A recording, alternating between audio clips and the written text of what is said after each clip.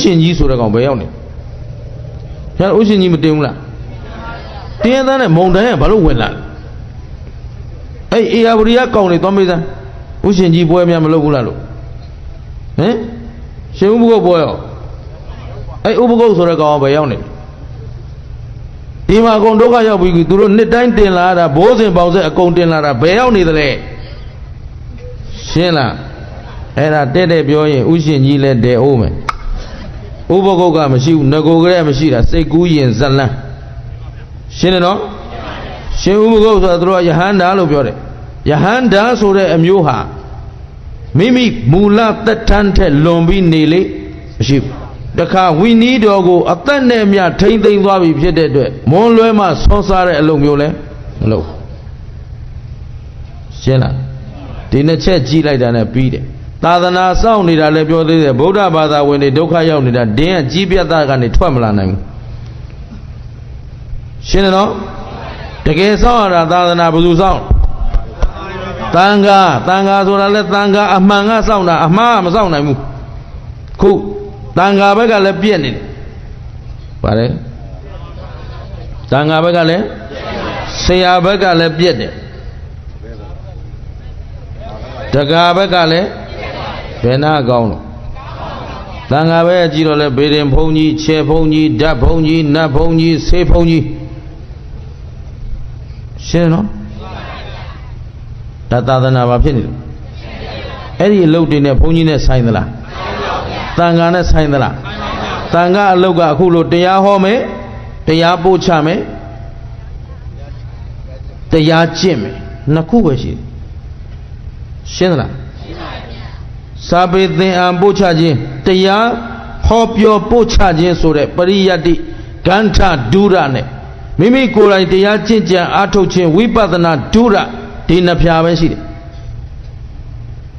ရှင်းတယ်နော်အဲ့ဒီအလုံးနှလုံးမလုံးတဲ့ပုဂ္ဂိုလ်ဟာတန်ခါမဟုတ်ရှင်းလားအားလုံးဘုသူအဆုံးမအောက်မှနေရဘုရားရဲ့အဆုံးမဘုရားရဲ့အဆုံးအမတိုင်းမကျင့်ကြံတော်ဘူးဆိုရင်တန်ခါထဲမှာမပါရှင်းမလားရှင်းသလားသဘောပေါက်သလားအရင်ကြည့်တယ်သာသနာဘောင်ထဲဝင်လာပြီဆိုကြတဲ့သာသနာတာဝန်နှစ်ရပ်ထမ်းရစာပေသင်ယူပို့ချမလားကိုယ်တိုင်သင်ယူမလားသူများကိုပို့ချမလားတခု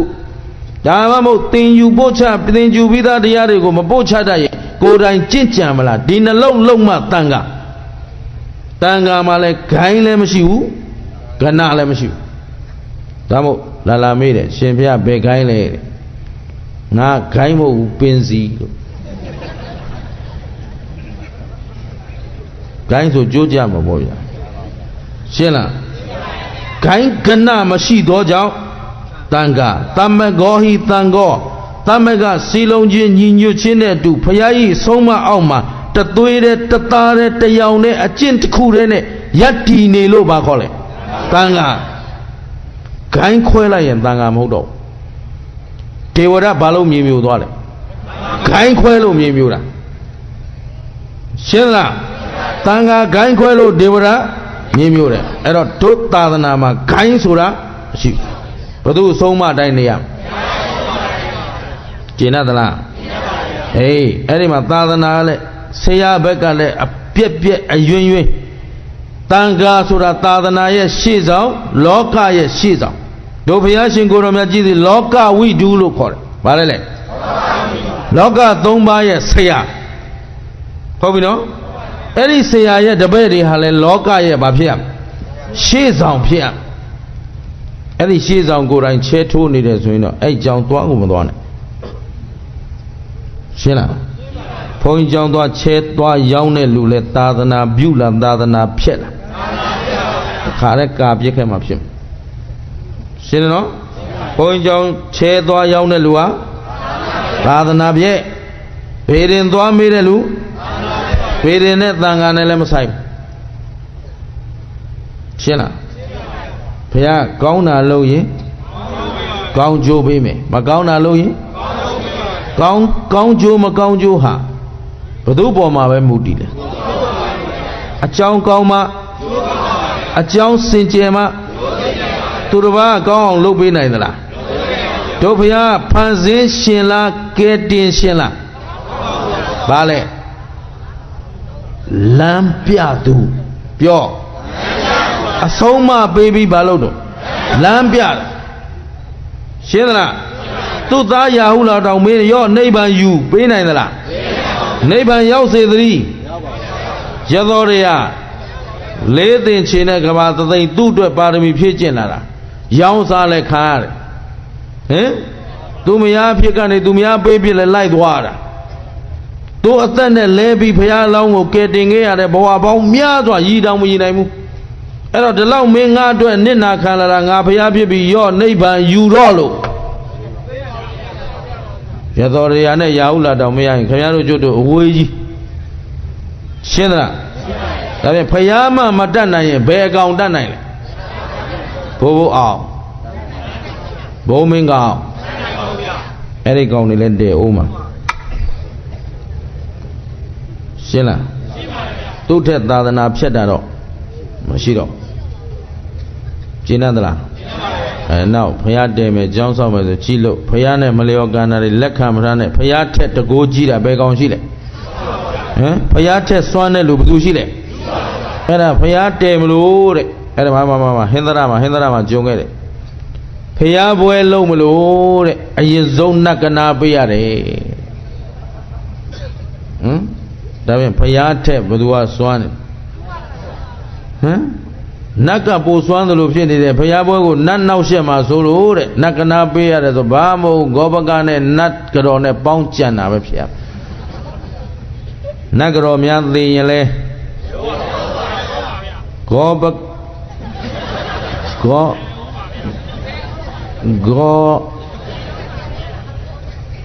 ဘကလည်းတလုံးချင်းပြန်ကြည့်တယ်ကိုကြက်တလို့ပြန်ကြည့်ဂောဆိုတာဂောပါပဲရှင်းသလားတို့တော့စာမတတ်လို့မပြောတော့ဂောဆိုတာဂောပါပဲကျင်သလားသာသနာပြုကြမှာလားဖြတ်ကြမှာလားတေချာလို့သာသနာပြုမှာလားဖြတ်မှာလားအဲ့ဒါစီးပွားရေးမကောင်းလို့နတ်တင်လိုက်ဦးမယ်ဆိုတော့ဘုရားထက်နတ်ကစွမ်းသလားအဲ့ဒါကိုမေးပြီးမှလုပ်ပါဘုရားကတောင်မပေးနိုင်ဘူးဆိုရင်သူတို့ပေးနိုင်မလားဘုရားကတောင်မကယ်နိုင်ဘူးဆိုရင်သူတို့ဟောတယ်မကြည့်ဒါကြီးအလကားထောင်ထားတာမဟုတ်ဒါပါကြီးတို့ဒါပါကြီးတို့ဒါပါကြီးတို့လို့နောက်ကလိုက်អော်ကြလေကိုမသိလဲရှေ့អော်တယ်လူလိုက်អော်လိုက်ပြီးတာပဲတပည့်တော်တို့ရဲ့ခန္ဓာဖြစ်စဉ်ဆိုတာပဋိစ္စဆိုတာအကြောင်းသမုပ္ပါဆိုတာအကြောင်းတရားနဲ့အကြောင်းမှန်မှအကြောင်းကောင်းမှအကြောင်းစင်ကြယ်မှကျင့်တတ်လားအဲ့တော့ပစ္စည်းဥစ္စာဒဏပေါ်ခြင်းရှားခြင်းရဲ့အကြောင်းရင်းကပါလားဒါနပါဗျာဒါနကိုကြီးကျော်နဲ့မဆိုင်ဘူးဦးရှင်ကြီးနဲ့ဟောရှင်းသလားမန္တလေးနဲ့ဟောနံကတိုင်းဟာအမေကျန်းဟမ်ဆိုင်သလားသူတို့ကိုးကွယ်တာကြည့်လိုက်တော့လေဗမာတွေဘလောက်များအောက်တန်းကြလဲဆိုနတ်ကောင်းနတ်မြတ်တကောင်မှမပေါ့38ကောင်လုံးတကောင်မှမစုံရှင်းလား38ကောင်လုံးကြည့်လိုက်သေခြင်းစိုးနဲ့သေတဲ့ကောင်ကြီးပဲကျင်တ်သလားဗမာတွေဓာမရှိဘူးဘာမရှိဘူးဉာဏ်မရှိတာအုံနောက်မရှိဘူးလို့မလဲအုံနောက်ကပြောစိတ်တောင်ရှိတယ်ဘာမရှိတာတော့ရှင်းတယ်နော်ဉာဏ်ဆိုတာအကောင်အဆိုးအကြောင်းအကျိုးအမှားအမှန်ကိုပိုင်းခြားသိတာဉာဏ်ပြန်ပြော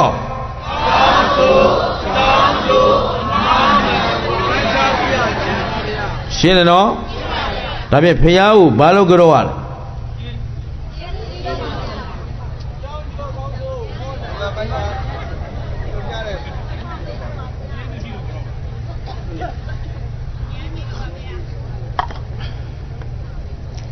ဒီလူအုပ်ကြီးနဲ့ဒီလောက်ကလေးဖြေနေတာအားရစရာကိုမရှိဘူးနောက်ကလည်းလိုက်မလာဘူးနော်မှတ်ထားဒီမိကွန်းမေးလိုက်လို့ခမည်းတော်ကိုယ်တိုင်ကိုအသိဆုံးကိုယ်တိုင်သိပြီးမဖြေနိုင်ဘူးဆိုကြတဲ့ငါတို့ဗုဒ္ဓဘာသာအဖြစ်ကမှန်သေးရဲ့လားစာအုပ်ထဲမှာပဲဗုဒ္ဓဘာသာရင်ထဲမှာဗုဒ္ဓဘာသာမရှိဘူးဒါကြောင့်သာသနာပြက်နေပြီလို့ပြောတယ်ဒီမေးခွန်းမေးရတိုင်းဦးစင်ဝမ်းနေတယ်မေးကြည့်တယ်အထက်ကနေအောက်ထိခုမြေကြီးနားကနေအောက်ဆုံးသွားတယ်ဘိတ်ကနေခုပြန်တက်လာတယ်ခုအလေကောင်ရောက်နေပြီနော်အလေကောင်ရောက်ပြန်တော့လဲဒီမေးခွန်းမေးမဖြေနိုင်ဦးစင်တို့မှာဘာဖြစ်လဲစိတ်ထဲမှာစိတ်ဆင်းရဲပြီးတော့ဩငါသူတို့လှူတဲ့ဆွန်းကိုဆက်စားသင့်သေးသလားအဲ့ဒါအောင်းမိတ်မိတယ်ဒီမှာသံဃာတွေကိုဒီလူတွေကလှူထားရတာဟိုနာဂစ်ဒေသသွားကြည့်လူတွေကတဲကုတ်တော်မှာဒဏီမိုးထယံကဘွက်တွေထဲမှာသံဃာတွေကိုစောက်ဖိထားတဲ့เจ้าကြီးတွေကဟိတ်လို့ဒီကကယ်ဆယ်ရေးဆိုသွားတဲ့လူကအံ့ဩနေတယ်ဘုန်းကြီးဒါလေးသွတ်မိုးပေးမယ်ဆိုအဲ့ဒီဟာသွတ်မိုးရင်ကိုသောက900 1000ကုန်မှငါမတတ်နိုင်ဘူးဟမ်เจ้าကြီးတွေကိုဟိတ်နေတာပဲစောက်ဖိထားတာဝတ်စရာသင်္ကန်းမပူရဘူးစားစရာဆွမ်းမပူရဘူးဒါပေမဲ့ဒီသံဃာတွေကဒီဒကာဒကမတွေကိုဖယားဘာကြောင့်ကြောအမှန်းတောင်သိအောင်ပြောမထားပါလားဟင်ငါတို့ဒီဆွမ်းဆက်စားသင့်သေးသလားလို့ကိုဒီလိုအောင်းမိဒီသင်္ကန်းကိုဆက်ဝတ်ဖို့သင့်သေးသလားကိုကျေးဇူးရှင်တွေပေါ်မှာဘာမှမပေးဆက်နိုင်ပါလားလို့ကိုအမတန်ဝမ်းနေပါလေရှင်းသလားတာဝန်မကြည့်ဘူး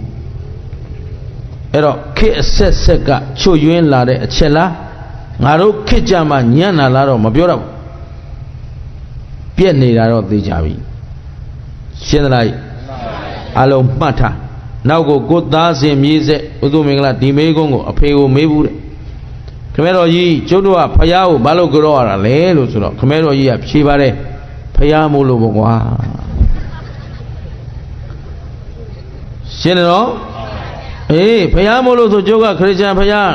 ယေရှုလည်းကြောရမယ်အလာလည်းကြောရမယ်ဖယားတိုင်းအကုန်လိုက်ကြောရမလားလို့မေးလိုက်အဲ့လိုတော့မဟုတ်ဘူးပေါ့ကွာတဲ့ဒါဖြင့်ဘာကြောင့်ကြောရလဲအဲ့တော့ငါလည်းမသိဘူးရှင်းတယ်နော်ဂုံတော်ရီမန်းနဲ့ဘာညာမပြောပါနဲ့တကယ်ဖယားဘာကြောင့်ကြောရလဲဆိုတာအဖြေတစ်မျိုးတည်းပဲရှိတယ်ကျေးဇူးရှိလို့ကြောရတာပြောရှေ့ကဖြေနေတာအမှန်ဒါပေမဲ့သူတို့ဖြေတာလောက်နဲ့မတင်းတိမ်လို့ခမရတို့မေးနေတာမဖြေနိုင်ကြလို့ပြောရ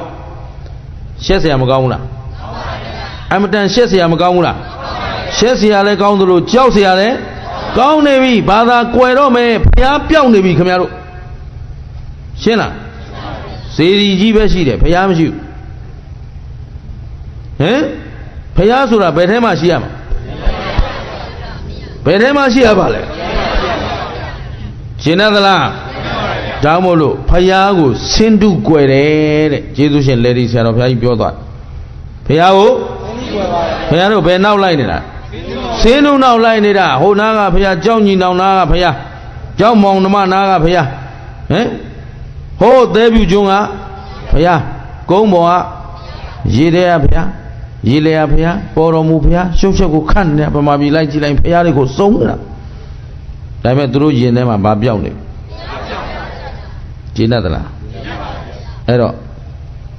အပြင်ကဖျားနဲ့ရင်ထဲကဖျားဘယ်ဟာအရေးကြီးလဲတော့ဥသုမင်္ဂလာကိုပြောတယ်ရှင်ပြားတဲ့အခုမော်ဘီမှာကျောင်းတစ်တင်နေတော့တဲ့ဖျားတဲအောင်မလားတဲ့ကျောင်းထဲမှာတဲဦးလို့ဘာဖြစ်လို့လဲဖျားတဲ့ငါနေတိုင်းတဲနေတာဖျားတွေကိုရီးကိုမရီးနိုင်ခုဘာလုပ်နေတယ်ထင်တယ်ဘယ်မှာတဲနေတာအေးခုတရားနာပေးသက်1000ရှိရင်အစု1000ဗျာဟမ်2000ရှိရင်ဟိုးဟင်္ဒရာတို့ဂျုံပြောတို့ဘိတ်တို့ဒဝဲတို့တရားနာသိမ့်ချီရှိတယ်2သိန်း3သိန်းဟာတညာရဲတဲတာအစုပေါင်း3သိန်း ချင်းလားဘယ်ထဲမှာကိန်းဖို့ဟိုအာဖဂန်နစ္စတန်ဂျာဘာဂျွန်နောက်ဆုံးအီတလီအထိအဲ့ဒီခန္ဓာယာကြီးတစ်လျှောက်လုံးကတစ်ချိန်လုံးကဗုဒ္ဓဘာသာထွန်းကားခဲ့တဲ့အရာဗုဒ္ဓဆင်းတုတော်တွေအခုချိန်ထိအထင်ရှားရှိဒါပေမဲ့အဲ့ဒီမှာဗုဒ္ဓဘာသာဝင်တယောက်မှမရှိတော့အဲ့တော့ဆင်းတုတော်လေးတွေဟာသူတို့စီမှာဘာလို့လဲလက်ကောင်းတဲ့အယုတ်ဆိုပြီးအဲ့ကန်းထဲမှာခြာထားတယ်တွေ့တဲ့မိမအကောက်ထိုင်တယ်ရှင်းတယ်နော်သူတို့ဘာပြောက်သွားတယ်ဖျားပြောက်သွားတယ်ဆင်းတုပြောက်တယ်လားဘာပြောက်တာဒါဖြင့်အပြင်မှာရွှေရောင်ဝင်းနေုံနဲ့သာသနာထွန်းကားတယ်ပြောလို့ရွှေစေတီကြီးတွေဟိတ်နေုံနဲ့သာသနာထွန်းကားနေတယ်ပြောလို့ဘယ်ထဲမှာရှိရမှာကျေနပ်သလားပြောဖျားကိုဘာလို့ကြောက်ရလဲဖျားကျေးဇူးငါတို့မှာရှိမရှိဘာရှိလဲဘာကျေးဇူးရှိလဲအဆုံးမသေချာလို့အမလေးသင်ရတာအခြေခံကိုဒါမှမူကြိုဆရာလို့ပြောတာရှင်းလားသဘောပေါက်သလားအာမလေးတပည့်မူကြိုတပည့်ဟောမှာတော့မူကြိုဆရာပဲဖြစ်နိုင်တယ်တက္ကသိုလ်ဆရာမဖြစ်နိုင်ကိုယ့်အကိုမူကြိုတပည့်တွေဟောပြီးတက္ကသိုလ်ဆရာလုပ်ခြင်းလဲကိုယ့်အကိုလုပ်ယုံရှိရပဲယူလို့လုပ်တာလို့ပြောရမှာရှင်းလားဒကာတွေကဘယ်အဆင့်မှာပဲရှိ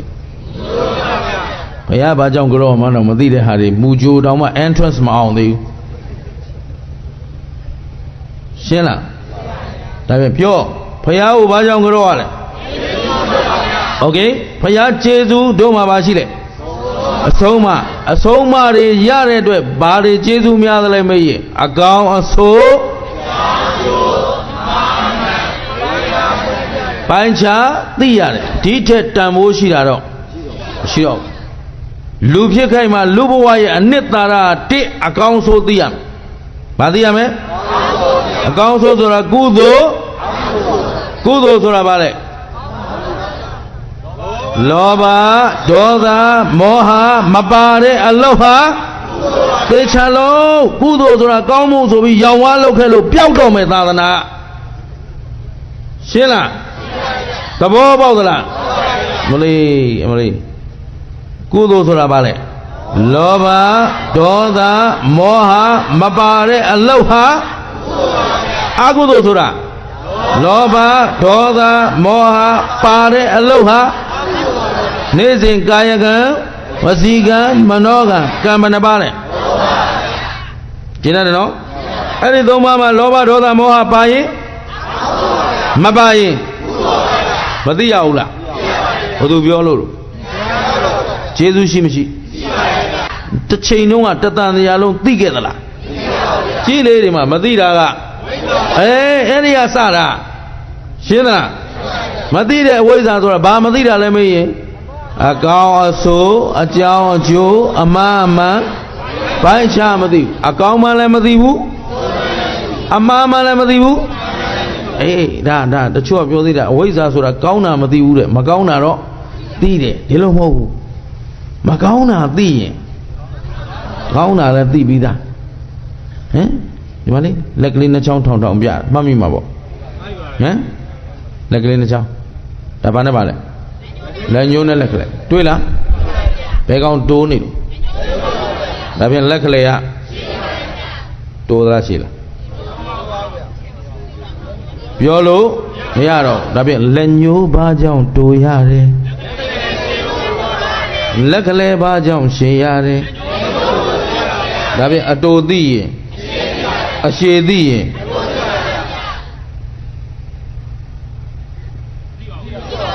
တိုးမှလည်းမသိဘူး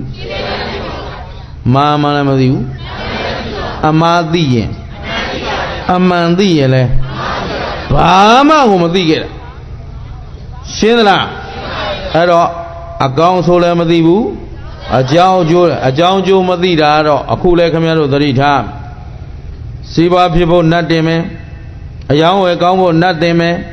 ငါးဖန်ကောင်းဖို့နတ်တင်မယ်ဟမ်မျိုးစုံမရှိဘူးလားအေးလဲဆိုင်ကောင်းဖို့လဲဆိုတာမိုးလေဝသမှန်မယ်ကိုကကောက်ပင်ပြိုးပင်ရေသွင်းရုပ်ထုတ်ဂယုဆိုင်မယ်မျိုးကိုစနစ်တကျစီစစ်ပြီးစိုက်မယ်ဂယုစိုက်ရင်အောင်မယ် Gayu Messiah. Bomaji Danaina. Shenidam. Doba Maria, below Are Maare. Tumia the minute the second will set the low guards in 20 day hago. Eddie secondly the long dombo got over it in Hardy. Said you on my ballet. Shevu going down, Jogaji, yo, this with a Lua Lutara. Go Noze, sit time at Blanca, sit time at the Gada, send it to Jack, you say, Bama, you say, Amlu, go up, Badu, go over, beat him with you. Only Bolo Nimava. Sheila, Adan Chese, Legaro, Wayne. Eh? The woman, no? I grow away about that, I know. I grow away to other than Amia, the one has a Mount Lorem. Tanandra Shindra Machaneno Boda Badari, Yama Lumore, Gigi Choka, Shelolo Shindra Budugo Budu Aguama Adahi Gogo goes on a Dikanago, Adaboyi Agomala. The Adaboyi Miedala Kanabanaba. My dad of Sinai. No? Pia Balugro Amanamadira, Haba of Sinai.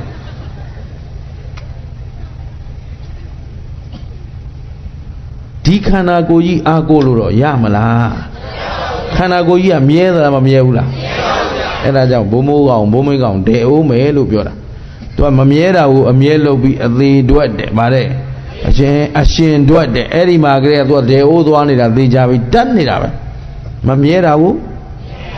Mabaina who Masaina who Atala and Nadala Beha Soyar. Go down Somia, Dumia, Duroke Umre.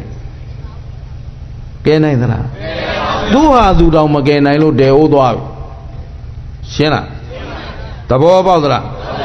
Chaitalu Soraka Landele, Nepia Manati Lai Mashima Dumanga. Jinadano? The Boba Era the gay Aguama Narua Tila Tamari Yenya. Take Habanayala Marile Dawo take her, Tonya. Take her, Sura, a chin. Take her, Sura. Gondram Hoguno. Take her, boy, do go do Timineo. Eh? Take her, Sura Ballet. A chin, Sura. Tila Sura, a lolo long Lamala, chin you amal. Amado Benayadla. Tamaria or a lolo Tila Mala, Ato you amala. Pienya a lolo Kela Mala, Ato Amala. They hello. The two are there, Ato Siamulu, who the Lucy did it. Sinano? They are Amato in Druba alone. Madea Ato Nida, Mada. They are Amato ye? Chinadala. Lechemu Machivene Atolo. Tabe. They are the two of your time, they are Lari. Dumingala made a hot day. Leonda Yaga Agomia Ulare, Yava Yakaya, Ato Jibala, Abiodam. Ya Ato Jibala, Lema, Soli, and a Piazana Denim.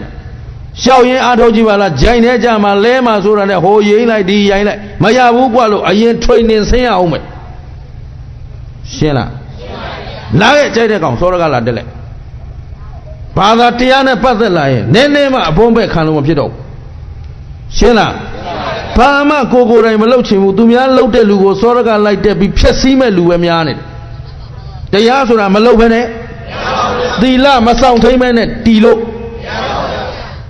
Ginadala, Shio Shiela, the Chua, Yanka and Lalida. Tuna Dume Tango, Edanyati Surana, Neana Se Conaduedo, they cabo, Duma, Tiwavide, Benine Mamadibu, Sound Taima. Matainari Akon Jome era Mata. Sina Neana se Conaduedo, they cabo, Tidoramo, they cabo, Tawone Dima. Kain Dwabi, Yahamshin, Tayaromelo, Tawon Beleda. Yaruya Dwala, Tawon Yarala. The Tawon Mamati, Yadu Mamati, the Ludia Drosura. Sina the Bob of the La Logama. အဆင့်တန်းမြင့်တဲ့လူမှတာဝန်ယူတတ်တယ်။ပါတယ်လေအဆင့်မရှိတဲ့လူကရာတာဝန်ကိုမထင်တယ်ယာဒူးထင်တယ်အဲ့ဒါအောက်တန်းစားတွေလို့ရှင်းလားကောင်းပြီအဲ့တော့ငါတို့ဘာလို့မသိသေးဘူးလေအလကားချထားတာမဟုတ်ဘူးဘာလို့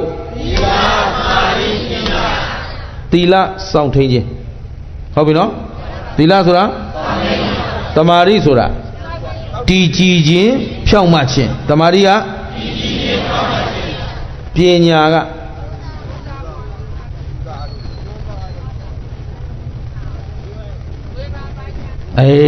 အကောင်းဆို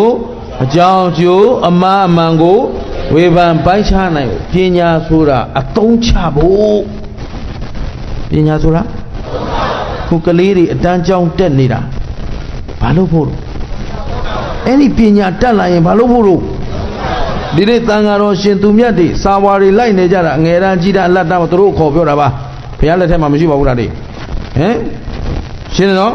ဘုရားလက်ထက်ကဝိနည်းဆောင်ပုဂ္ဂိုလ်တုတ်တန်ဆောင်ပုဂ္ဂိုလ်အဘိဓမ္မာဆောင်ပုဂ္ဂိုလ်ဒီလိုသာရှိတယ်ကျင်းသလားအတန်းခွဲထားခြင်းမရှိဘူးအဲ့တော့ရှိသေးကြီးတန်းငယ်တန်းအလတ်တန်းကြီးတန်းဓမ္မစီယဘာလို့ဖို့သင်တာတော့အသုံးချဖို့ရှင်းသလားခုတော့လူတွေကြည့်တော့လဲလူဘွဲရပြီးရင်အလုံးမရှိတော့ဟမ်ကျောင်းတက်နေတော့မှအလုံးရှိသေးတယ်ကျောင်းသာသူကလည်းသူသင်နေရတာကျောင်းလည်းပြီးရောတို့ဘုန်းကြီးတွေဘက်ကကြည့်တော့လဲဓမ္မစီရပြီးရင်ရောင်60ပြည့်သွားတယ်ဘာလို့ရမှာအဲ့ဒါစနစ်တကျသင်လို့လားမသင်လို့လားပညာကိုတန်ဖိုးထားလို့လားမထားလို့လားအဲ့တော့ဒီပညာတွေသင်တာဘာလို့ဖို့လို့အသုံးချဖို့အသုံးချမှအသုံးကျမှအသုံးကျမှတန်ဖိုးရှိတယ်ပြန်ပြော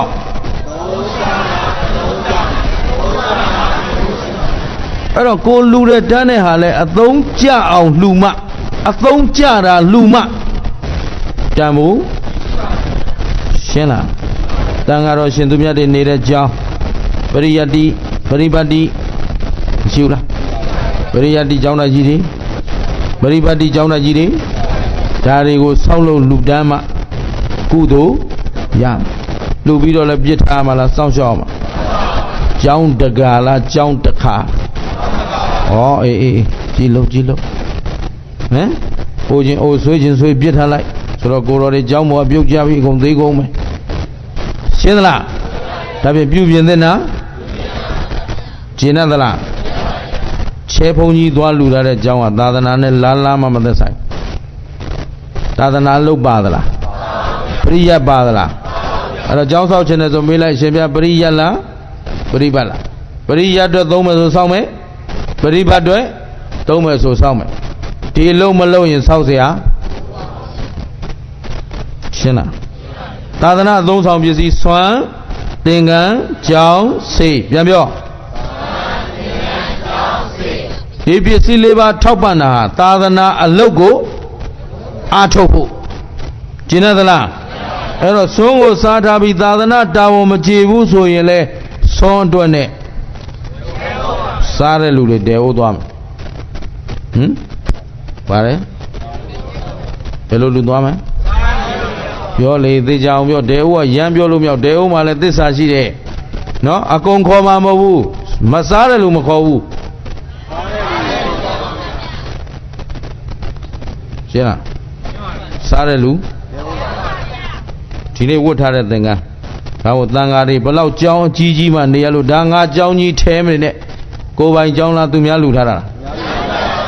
သူများတတွေးကပေါ်ထိုင်းနေတာဒီကြောင်းကြီးကြီးသလောက်ကြောင်းအတွက်တာဝန်ကျေရမယ်ရှင်းသလားသင်္ကန်းဘလောက်ကောင်းတယ်ဒါသတိတိုင်းဖွဲ့ပါညာလျှောက်ပြောမနေတဲ့ဘိုးသင်္ကန်းကောင်းလေတာဝန်ကြီးလေရှင်းသလားဝတ်ထားတဲ့သင်္ကန်းအတွက်လည်းတာဝန်ကြည်ရမယ်စားတဲ့ဆွမ်းအတွက်လည်းတာဝန်မကြည်ရင်အခုခင်ဗျားတို့ ဒီနယ်ဆိုပိုသိတာပါတယ်မနေ့ကဆုံးဝိုင်းကြီးမှာကြည့်တယ်ပဇွန်တွေရောငါးတွေရောအပြည့်အဲ့ဒီပဇွန်တွေငါးတွေဘယ်ကလာလဲဆိုတော့စာပီတာဝန်မကြည်တဲ့ကောင်တွေဖြစ်တာရှင်းတယ်နော်အဲ့တော့စားမယ်ကြံတိုင်းစဉ်းစားတယ်ဒီကောင်စားရတာဟုတ်တယ်နောက်တစ်ခါငါအလဲဟမ်နောက်တစ်ခါမဖြစ်စေနဲ့ရှင်းလားနောက်တစ်ခါငါအလဲမဖြစ်စေနဲ့ရှင်းသလားပဇွန်စားမယ်ကြည်စားနောက်တစ်ခါငါလေးကင်စားမယ်ကြည်စားနောက်တစ်ခါရှင်းသလားဥဒုမေလာတော့မနေ့ကဘုန်းကြီးကလုံးပါအောင်နဲ့မင်းအရှင်ဘုရားတဲ့ပဇွန်လေးစားပါဦးပဇွန်ကြီးထဲထဲရောက်လာနောက်တစ်ခါငါးလေးတကောင်အလဲကောင်ပါဗျာငကွာလည်းရည်တဲ့နေရတာအခုလည်းရည်တဲ့မဲ့အောက်ကမီးပွက်ပွက်ဆူးနေတာဩငရဲဆိုတာဒါပဲနေမှာပဲကြည့်နောက်တစ်ခါရှင်းသလားရှင်းပါဗျာကြည်စားကျင်တယ်နော်ကောင်းပြီအဲ့တော့အချိန်ကလည်း9 နာရီထိုးတော့မှ9 မိနစ်ပဲလိုတော့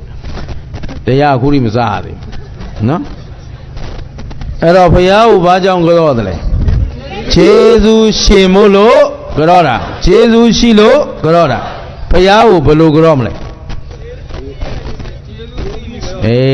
တိုးတိုးလေးပဲပြောလိုက်မယ်အားလုံးမှတ်သွားကြသားမှာဒီလိုချက်ချင်းလဲဥစဉ်ကမဖြေခြင်းဘူး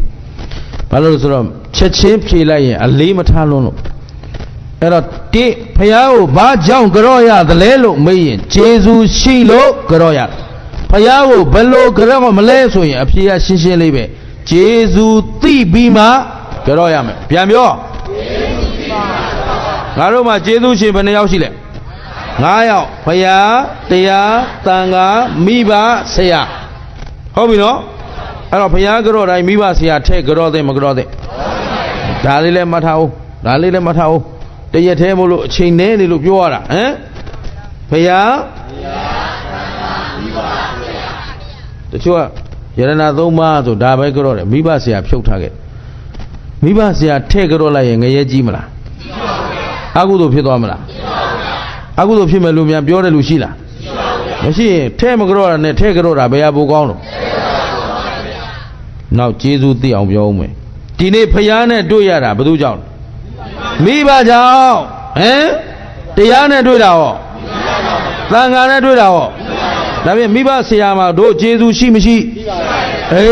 ဖယားတရားသံဃာမိဘဆရာဘာကြောင့်ကြောရလဲကျေးဇူးရှိလို့ကြောရတာ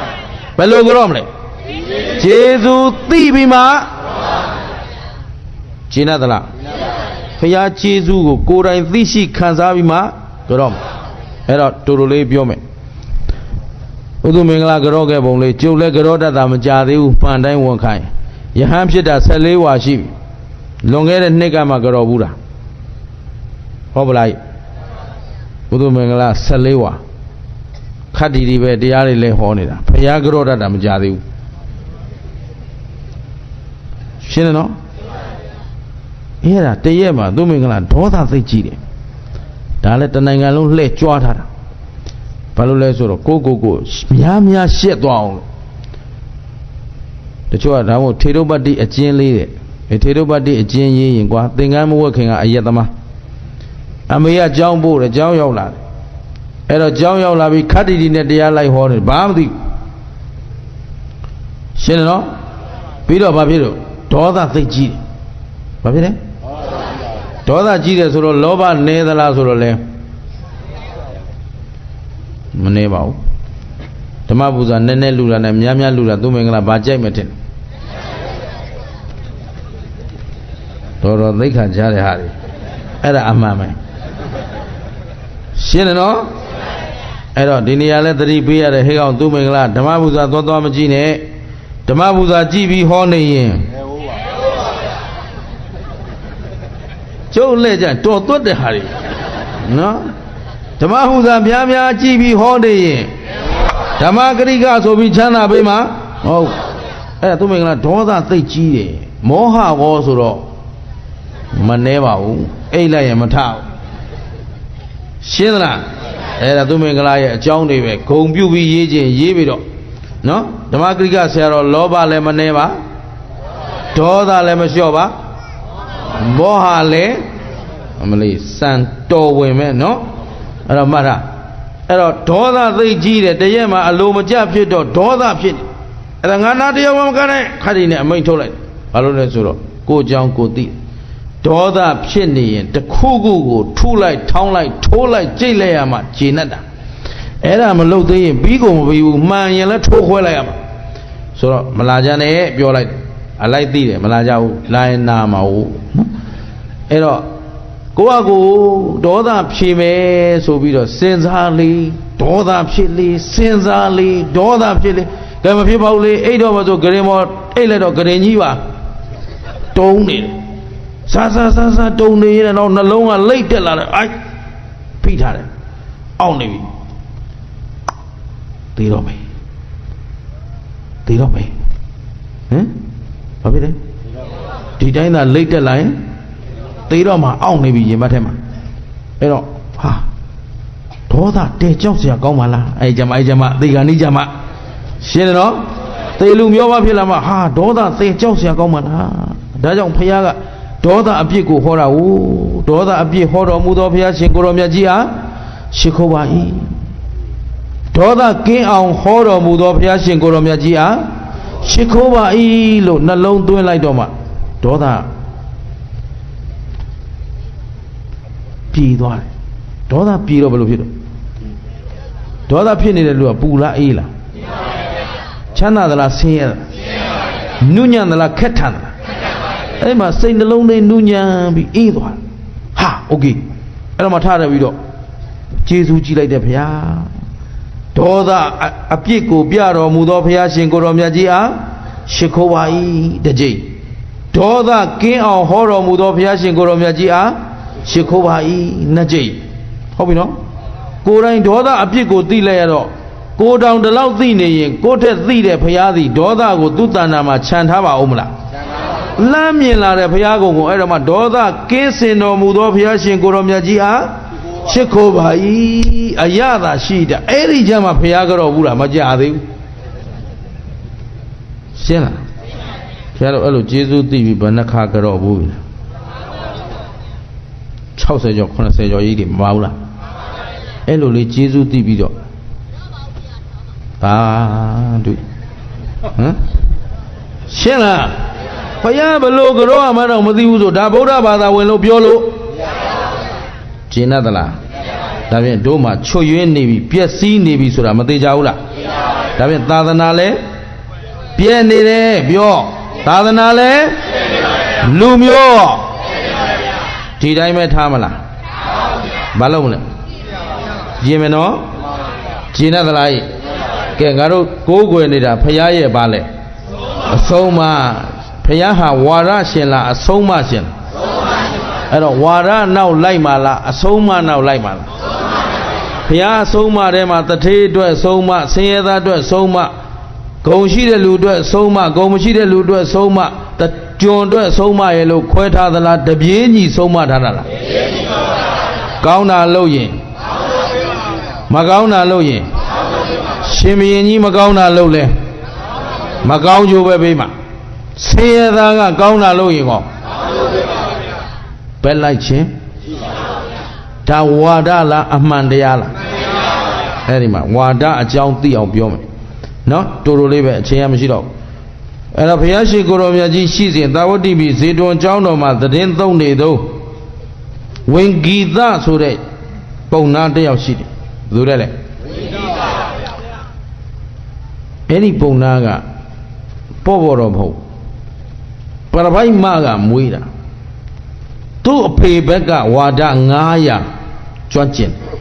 ဘယ်လောက်အဖေဘက်ကအမေဘက်ကလည်းဝါဒ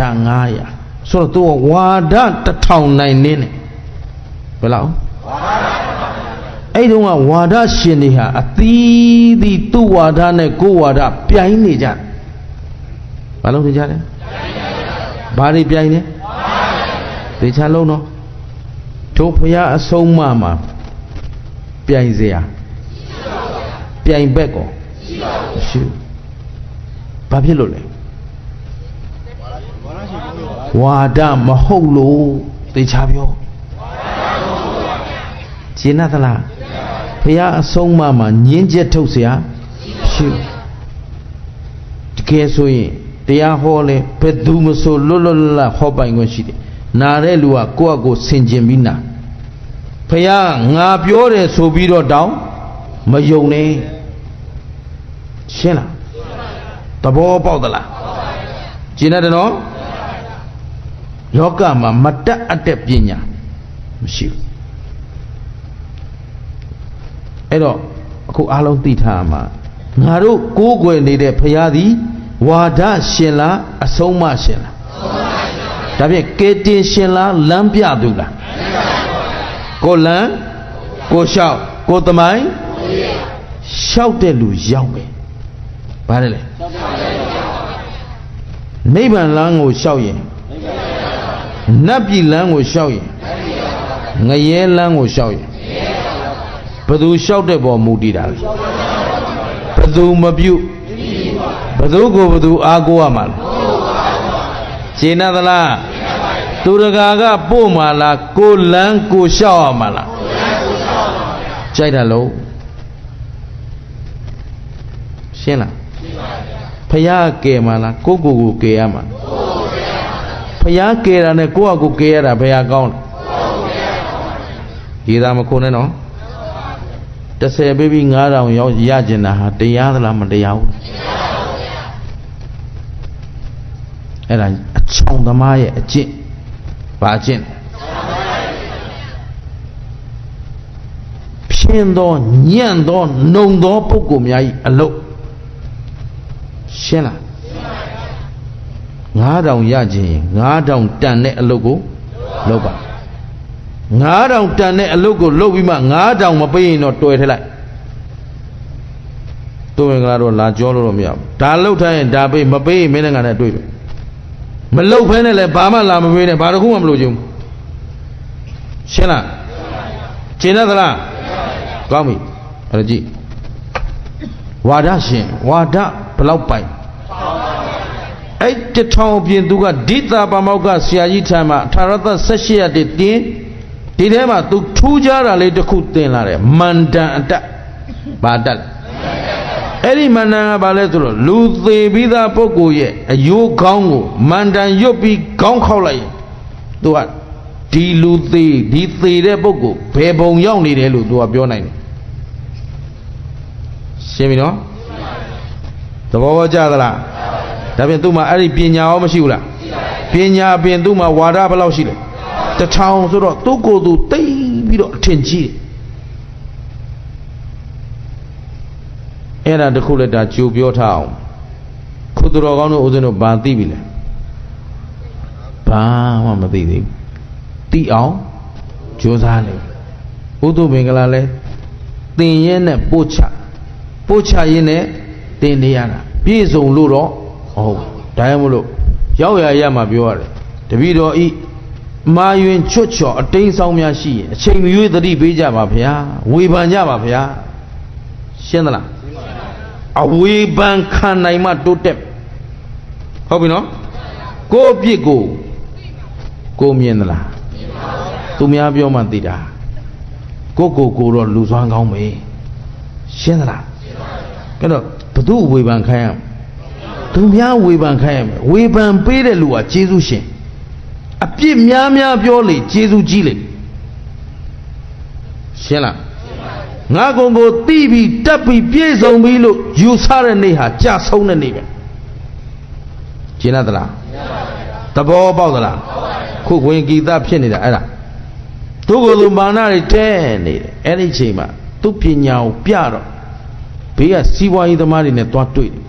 စီးပွားရေးသမားပုံသားတွေโอเคဒီကောင်မာနကြီးတယ်ဒီကောင်မြောက်ပေးပြီးလှုပ်ရှားရရင်ဆင်ပြေမှာပဲဆိုပြီးတော့ဆရာကြီးဂုရုကြီး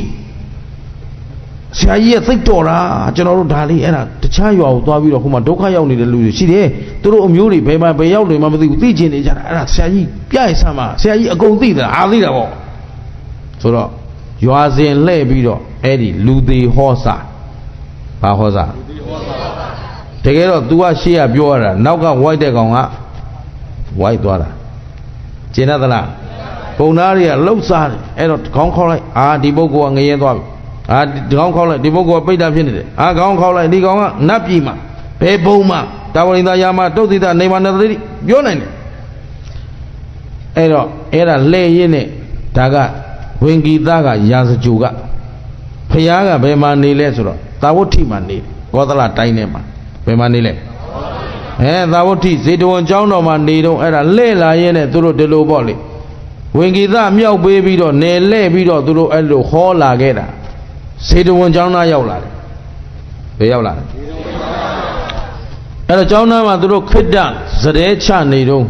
ဘုရားတရားနာဖို့သာဝတိမြို့ထဲကလူတွေအိုးနဲ့ညက်နေဘုရားကျောင်းတော်မှာနေ့စဉ်တရားပွဲရှိတယ်။ပါတယ်လေခုခေတ်တော့တရားတပွဲဖြစ်ဖို့ကိုအဲ့ဒါလေးလဲစဉ်းစားဖို့ကောင်းဦးဇင်းကပြောတယ်ခရစ်ယာန်တွေစနေတနင်္ဂနွေတိုင်းလူကြီးကလေးအကုန်ပါလို့ဘုရားကျောင်းသွားတယ်မွတ်စလင်တောက်ကြနေရောက်ရင်ရှိတဲ့အလုပ်အကုန်ပြစ်ချပြီးတော့အကုန်ဘုရားကျောင်းသွားတယ်ဗုဒ္ဓဘာသာတွေဘယ်နေ့အလုပ်တွေအကုန်နားပြီးတော့ဘုန်းကြီးကျောင်းပုံမှန်သွားကြတယ်သွားတော့ဘာလုပ်ပေးလဲအေးတာပဲအဲ့ဒါအဖြေပဲဟိုးထက်ရှမ်းပြည်ပဲကျတော့အလေးထားရှိတယ်အဖေဥပုပ်တိုင်းမှာရွာထဲကအဖိုးကြီးတွေအဖွားကြီးတွေအကုန်ကျောင်းသွားတယ်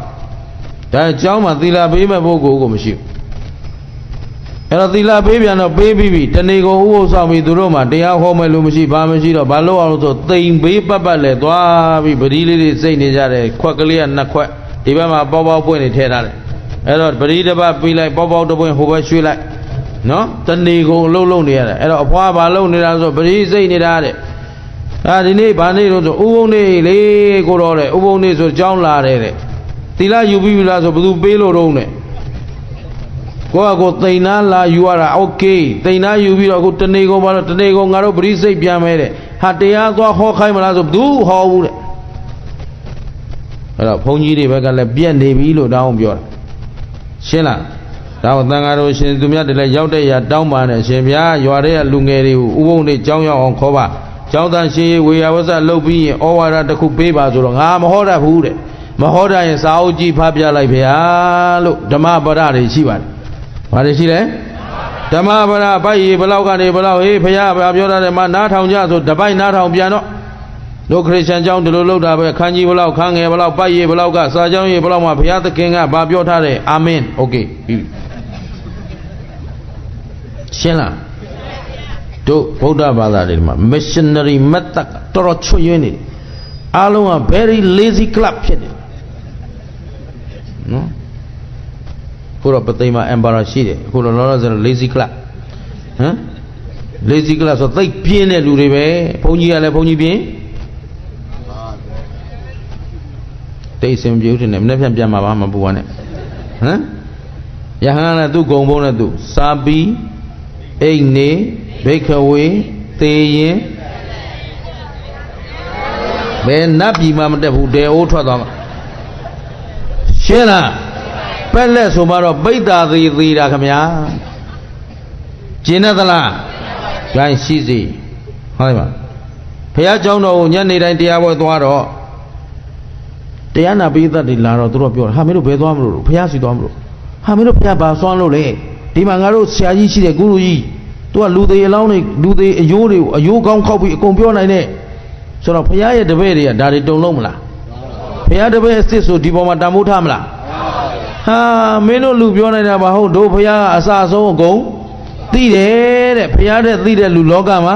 မရှိဘူးပြောတော့ဟိုကောင်းမခံခြင်းအောင်းမင်းတို့ဘုရားဘယ်လောက်သိလို့ငါလောက်သိသလားဟုတ်ပြီနော်အဲ့ဒါနဲ့နှစ်ဖက်ပြိုင်ည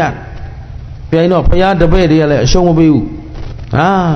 မင်းသိတာဘာမဟုတ်မင်းနာတော့ငါတို့အချိန်ဖြုံးနိုင်ဘူးဘယ်သူနာသွားမလဲဘုရားနာသွားတရားနာမယ်ဆိုတော့ဒါဖြင့်ဒီပုဂ္ဂိုလ်နဲ့ငါတွေ့ကျင်တယ်ကွာငါထက်သာတဲ့လူရှိရင်ပြိုင်မယ်မာနပါလေအဲ့ဒါနဲ့လာလိုက်ခဲ့ပြိုင်ခြင်းရင်ဘုရားနဲ့ရတော့ဘုရားဆိုတာအတုလဲဘုရားကိုဘယ်သူတုလို့ရတော့ ပြိုင်ဘက်မရှိဆိုသူလာတော့မယ်ဆိုတာနဲ့ဘုရားကလည်းကြိုသိထားတယ်ဒီနေ့ဝင်ဂီတလာလိုက်မယ်ကြိုသိတယ်သိတော့ကြိုပြီးတော့အယိုးကောင်းနေအပယ်သွားတဲ့ခေါင်းတစ်ကောင်တလိษံဖြစ်တဲ့ခေါင်းတစ်ကောင်ပိဋ္ဌာဖြစ်တဲ့ခေါင်းတစ်ကောင်နတ်ပြည်သွားတဲ့ခေါင်းတစ်ကောင်ဘယ်နှကောင်ရှိသွားလဲ၄ကောင်နောက်ထပ်ယဟန္တာခေါင်းတစ်ကောင်ဘာလဲခေါင်းဘယ်နှကောင်အယိုး၅ခုချပြီးစောင့်နေဝင်ဂီတလာပြီသူပြေးတယ်လာအတွေ့ကြသေးတယ်ပေါ့မင်းတို့ဖေကဘာစွမ်းတယ်ဘာညာပေါ့လာတော့ဘုရားရှိရောက်တော့ဝင်ဂီတလာသလားမမချမ်းသာသလားချမ်းသာသလားအလာဘသလာဘလောကဝတ်နှုတ်ဆက်ပြီးတဲ့အချိန်မှာဝင်ဂီတတဲ့မင်းသရင်တဲ့ချီးတယ်ကွာတဲ့တော့ပြိုင်မဲ့လူကလာပြီးတော့ချီးကျူးလိုက်တော့သူဘာဆက်ပြောမှမသိဘူးနော်မင်းတော်တော်နာမည်ကြီးတဲ့လူပဲတဲ့မင်းအယိုးကောင်းခောက်ပြီးတော့တွားရဘုံဘဝပြောနိုင်တယ်ဆိုတာဟုတ်သလားတဲ့မမဒါဖြင့်မင်းအကုန်ပြောနိုင်သလားပြောနိုင်ပါတယ်ဖေရကဲပြောနိုင်ရင်ပြောသမ်းကွာနံပါတ်1ကောင်းခောက်ကြည့်မန္တရွတ်ကြည့်လိုက်အာရှင်ဗျာဒါဒီဟာငရဲမှာဒီပုဂ္ဂိုလ်ပဲမှာတဲ့သူကသူများအသက်သားသူများသားမယားစောကမုသားပြောအကုသိုလ်တွေလှုပ်လို့ဘယ်ရောက်ကုန်မလဲငရဲရောက်သွားပြီဖေရဆိုတော့ဖေရသာဓုဝင်ဂီတတော်လိုက်တာတဲ့မှန်တယ်ဟေးဒါပြင်နောက်တစ်ကောင်းกว่าခောက်လိုက်အာပိဋ္ဌာဖြစ်နေတယ်ဘာဖြစ်နေလဲဘယ်နာလိမ့်မယ်ဘယ်သိင်းချင်းမှာပိဋ္ဌာဖြစ်နေတယ်သူများနှတ်တွေတို့တွေကောက်စားနေတယ်တော်ပြီနော်ရှင်းသလားသားဆွဲသေးသမီးဆွဲသေးပစ္စည်းဆွဲသေးတဲ့လူကပိဋ္ဌာဖြစ်ပိဋ္ဌာဖြစ်ရင်နှတ်တွေသူများစွန့်ပစ်တဲ့အရာကိုစားရအောင်ဘာလို့ခင်ဗျားတို့တင်နေတဲ့38မင်းကကြက်ကြော်လည်းမစားနိုင်ဘူးဘရန်ဒီလည်းမတောက်နိုင်ဘူးတကယ်ကသူတို့စားတာနှတ်နဲ့တွေရှင်းလားကြက်ကြော်တော့ဖုံဖုံလို့ကြိုက်တယ်ရှင်းသလားစားနိုင်တဲ့လူတွေရှိတယ်လာသမှာကျင်တယ်နော်ကောင်းပြီအဲ့တော့ပိဋ္ဌာဖြစ်နေတယ်နော်နတ်ကတော်ရောင်ရောင်ဘာရောင်ရောင်လို့ပိဋ္ဌာဖြစ်နေတယ်ရှင်းလားအဲ့ဒါခေါင်းခောက်ပြီးပြောဘုရားသာဓုမှန်တယ်ချက်သားတဲ့မှန်တယ်ဝင်ဂီတဒါပြင်နောက်တစ်ကောင်းအာတလိษံဖြစ်နေတယ်အရင်ဘဝဘုန်းကြီးဖြစ်ပြီးတော့သူများဆွနေစားပြီးတာဝန်မကျေလို့အခုနွားဖြစ်ပြီးတော့လဲထောနေရတယ်ရှင်းသလားကိုအကြောင်းကိုပြောတာကောင်းနော်ဟာကောင်းကောင်းလေဟာဒါမြင်းဖြစ်နေတယ်အရင်ဘဝတည်းဓမ္မဂရိကလုပ်ပြီးလောဘကြီးလို့အခုလဲဆွဲနေရတယ်ရှင်းလားကိုပြောတာအန္တရာယ်ကင်းတယ်ရှင်းသလားအဲ့ဒါဦးဇင်းတို့လည်းသတိထားနေရတယ်ဒီဟာကြီးတွေလာပြီးကြော့လေးမင်းတာဝန်ကြည်နော်မကြည်နွားဖြစ်ဆွဲလဲဖြစ်ဆွဲကြက်ဖြစ်ဆက်ပဇွန်ဖြစ်ဆက်ငါးဖြစ်ဆက်ပြီးနိုင်ပါအောင်မလားကြောက်လုံးလို့ရှင်းသလားသာဓုဘုရားကမှန်တယ်ဝင်ဂီတနောက်တစ်ကောင်းခောက်ဘယ်ရောက်လဲနတ်ပြည်ရောက်တယ်ဟုတ်ပြီနော်ဟာဒီတယောက်ကတော့ကုသိုလ်ကောင်းမှုတွေလုပ်သီလလုံခြုံတယ်အခုဘယ်ရောက်နေလဲနတ်ပြည်ရောက်နေတဲ့သာဓုဝင်ဂီတဆိုတာနဲ့နောက်တစ်ကောင်းထပ်ခောက်မန္တရွတ်ခောက်ဘာကောင်းတော့ယန္နာကောင်းယန္နာဆိုတာ32ပုံထဲမှာရှိတော့ယုံနာအလုံးဖြစ်ပြက်သုံးချုပ်ဆုံးနိဗ္ဗာန်မှဆိုတော့နိဗ္ဗာန်ဆိုတော့ပြိဋိနိဗ္ဗာန်စံဝင်သွားပြီရုပ်ဖြစ်သေးလားနာမ်ဖြစ်သေးလားဒုက္ခရှိသေးလား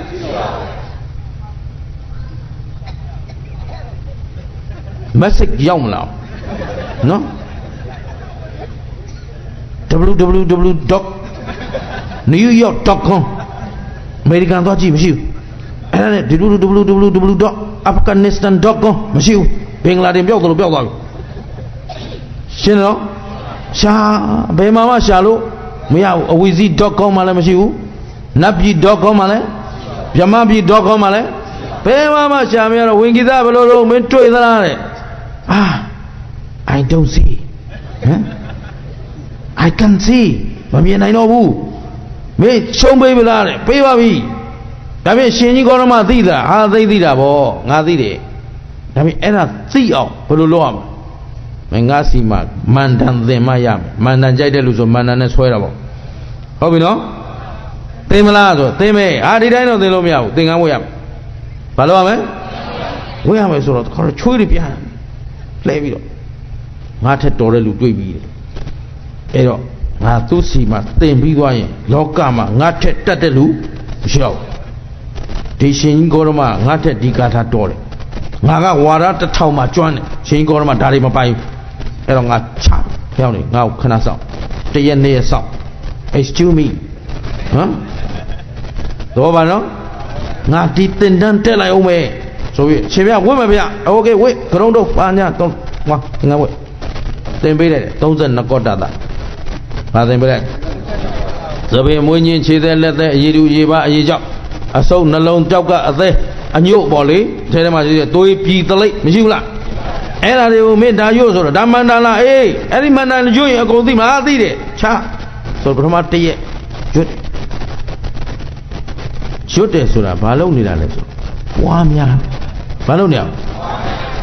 စပင်ကိုသူတော်ကောင်းတို့တာဏမှာစပင်မရှိဘူးလားတင့်တယ်သလားစပင်လေငါစီတော့စပင်မရှိဘူးခင်ဗျားတို့စီပြောတာဟမ်စပင်ကခေါင်းမှရှိတာလေအဲ့တော့အမြတ်တလုံးမထားဘူးလားကဲအဲ့စပင်ကြီးလေးသမင်းစားတဲ့ထဲပါလာရင်ဟမ်အဲ့တော့မြတ်နုံနုံထားသလားငါစပင်လေးလို့များလာသလားထားတော့ပြင်သားနေတာငါခေါင်းဘူးသူမှမကင်နဲ့တဲ့ရှင်းနော်ဒါပေမဲ့သမင်းမဝဲတဲ့ရောက်တော့ဘာဖြစ်လို့ဒီလိုဖြစ်နေတယ်လဲတင့်တယ်တာပါလားမွေးညင်းခြေသက်လက်သက်အရည်တူအရည်ပါလွမ်းလောက်เสียရှိလားသူ့ပါလားအာသူ့ပါလားနှိမ့်စလားအနှိမ့်စလားအဲ့ဒါလေးကိုဘုရားကပြောပြသူကတခါတည်းဆင်ချင်းသူ့တငယ်ချင်းတွေလာမေးတယ်ဟိုမှာလိုက်လှုပ်ရှားတဲ့လူတွေကတရက်ဆိုဘတ်ဂျက်ထိခိုက်တယ်လေတာဝတိဆိုတော့လူဦးရေသိမ့်များတယ်အဲ့တော့မင်းဘာလုပ်နေတာလဲပြီးသေးဘူးလားဒါလေးတင်နေတယ်ဘာမှမဘူးနဲ့ခဏနေရမှာကျင်းလိုက်3ရက်ဘယ်လောက်လဲ3ရက်လဲနေရောယဟန္တာဖြစ်သွားဘာဖြစ်သွားတကယ်ခန္ဓာမှာရှိတာအနိစ္စဒုက္ခအနတ္တခန္ဓာပေါ်မှာသာယာစရာရောရှိလားရှိပါဘူးမဲ့မောစရာရောရှိပါဘူးခန္ဓာမှန်ရင်ဘာသစ္စာသိကြတယ်နော်အဲ့ဒီဒုက္ခသစ္စာကြီးသူသိသွားတော့ဒီပေါ်မှာတတ်မဲ့ခြင်းမဲ့မောခြင်းရှိသေးလား32ပုံမှာလဲတယ်ဆိုတာမဲ့မောတဲ့လူလဲတာမမဲ့မောတဲ့လူနှစ်သက်တဲ့လူမနှစ်သက်တဲ့လူခုခင်ဗျားတို့မှာခန္ဓာမှာနှစ်သက်စရာရှိလားအခုအာဟုသောအလုပ်တွေနဲ့သာရှာကျွေးနေတာခန္ဓာကကြွေးကြိုးမွေးကြိုးနှက်ရလားဘယ်လောက်ကောင်းတာနဲ့ကြွေးကြွေးမသေးပဲနေမှလားသေမှလားကျွေးရင်ပြိုးလာသလားအိုးလာသလားသေချာသာစဉ်းစားဟင်သမင်းတလုတ်စားတိုင်းပြိုးလာသလားအိုးလာသလားအိုးလာရင်တော့ဒီသမင်းစားတယ်မစားတယ်ဟင်သမင်းတနတ်စားတိုင်းပြိုးလာလားအိုးသလားစဉ်းစားတိမ်မဲ့ပဲဝေးလာသလားနီးလာသလားသမင်းစားတာသေခြင်းလို့လားမသေခြင်းလို့လားမသေခြင်းလို့စားဆိုသမင်းတစ်လုံးစားပြီးနောက်တစ်လုံးစားရင်ပထမတစ်လုံးနဲ့ဒုတိယတစ်လုံးဘယ်ဟာသေမဲ့ပဲနီးတော့ဟာဒါမျိုးဆက်မစားနဲ့ရက်ထားရှင်းမလားရက်ထားလို့ရသလားပြိုးလာလားအိုးလာလားဒါပေမဲ့သမင်းကျွေးရကျိုးရောနတ်သလားအာဟုဆိုဖြစ်ပြီးရှာကျိုးရောကိုရှာထားတဲ့စီးစိမ်ကိုပိုင်သလားအလုံးကဖြစ်ပြီးရင်သေတဲ့ခါဒါတွေယူသွားမှလားထားပစ်ခဲ့မှလားကဲခင်ဗျားတို့နောက်ပါသွားမှာကမသိမ့်သေးဘူးအလကားချထားတာမဟုတ်ဘူးဒါဘာတို့ပြန်ပြောဥစ္စာဒနာပါမလားစီးစိမ်ယာရုအိုးရင်တိုက်တာသားတွေသမီးတွေဒါဖြင့်သိချစ်လာတဲ့ခင်မောတယ်မဘယ်သူပါလာမလဲဘယ်သူမှမပါဘူးပါမှာကသီလသမာဓိပညာရှင်းသလားဒါလေးကြိုးစားလိုက်တော့ဝင်ကိသကျွတ်တန်းဝင်သွားတယ်ဝါဒဆွဲတွေကျွတ်သွားတယ်ရှင်းသလား တို့ကလည်းဝါဒနောက်လိုက်ရမလားအဆုံးမနောက်လိုက်ရမလားဘုရားရှင်ဆုံးမထားတာဒီဝါဒတွေလားအမှန်တရားတွေလားလူသားအလုံးအတွက်မှန်တယ်ရှင်းသလားဘယ်လိုပုဂ္ဂိုလ်မျိုးဖြစ်ဖြစ်မှန်တယ်ရှင်းသလားဒါဖြင့်ဘုရားရှင်သည်ငါတို့ဤပါလေကျေးဇူးရှင်လမ်းပြသူဘာလို့လဲအဲ့တော့ငရဲသွားတဲ့လမ်းကောမရှိဘူးလားကိုဝင်ဂီတအသက်သိထူသွားပြီးငရဲသွားတဲ့လူရှိတဲ့ပိဋ္ဌာသွားတဲ့လူရောဟာတခါတလိ္ဆံဖြစ်တဲ့လူရောနတ်ပြည်ရောက်သွားတဲ့လူရော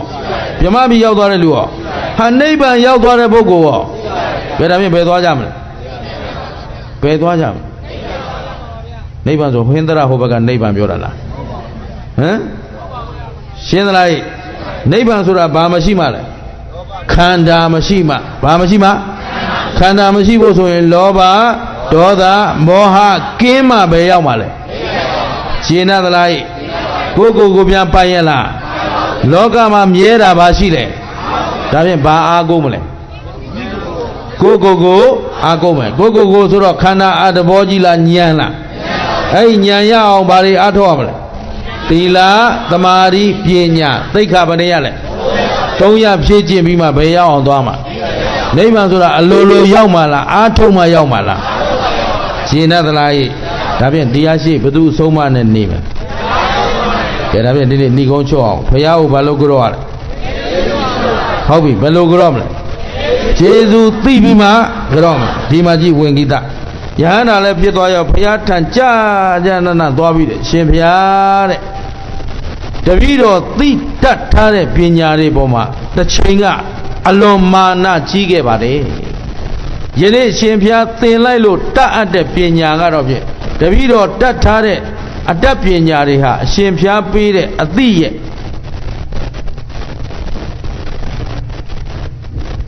အပုံ1000ပုံတစ်ပုံလည်းမမိဘူးအပုံ3,000,000ပုံတစ်ပုံလည်းမမိဘူးအလွန်ကျေးဇူးများပါတယ်ဗျာတဲ့တပည့်တော်ဝိဒုက္ခအပေါင်းကလွတ်ပါပြီအရှင်ဘုရားကြီးကျေးဇူးကုံကိုပူဇော်ပါ၏ဆိုပြီးအနုအညွတ်အဲ့ဒီကြမှာကြော့လေဝင်ဂီတဘလို့ကြော့လေကျေးဇူးသိအနုညွတ်ပြန်မပြောနဲ့လေဘယ်လိုကြော့လဲ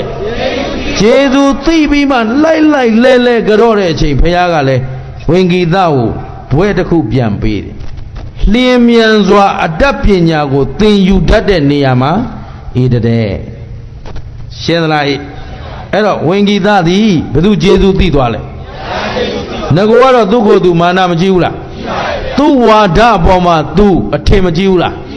အဲ့တော့လောကမှာဝါဒကတန်ဖိုးရှိတာလားအမှန်တရားကတန်ဖိုးရှိတာလားတကယ်တော့ကိုယ်ပိုင်ဝါဒဆိုတာရှိကောင်းသလားရှင်းသလားဝါဒနောက်ကိုလိုက်ရမှာလားအမှန်တရားနောက်ကိုလိုက်ရမှာအမှန်တရားနောက်လိုက်မယ်ဆိုဘယ်သူအဆုံးမနဲ့နေမယ်ဘုရားအဆုံးမတိုင်းဆိုသီလသမာဓိပညာဘယ်သူတွေကိုယ်တိုင်ကျင့်ရမှာ